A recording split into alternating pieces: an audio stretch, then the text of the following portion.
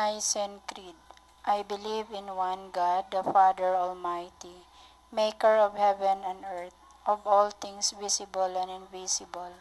I believe in one Lord Jesus Christ, the only begotten Son of God, born of the Father before all ages, God from God, light from light.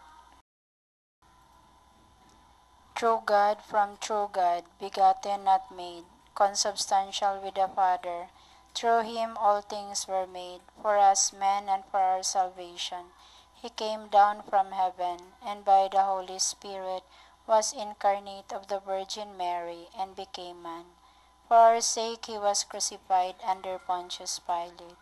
He suffered death and was buried, and rose again on the third day in accordance with the Scriptures. He ascended into heaven and is seated at the right hand of the Father. He will come again in glory to judge the living and the dead, and his kingdom will have no end. I believe in the Holy Spirit, the Lord, the giver of life, who proceeds from the Father and the Son, who with the Father and the Son is adored and glorified, who has spoken through the prophets. I believe in one holy, Catholic, and Apostolic Church.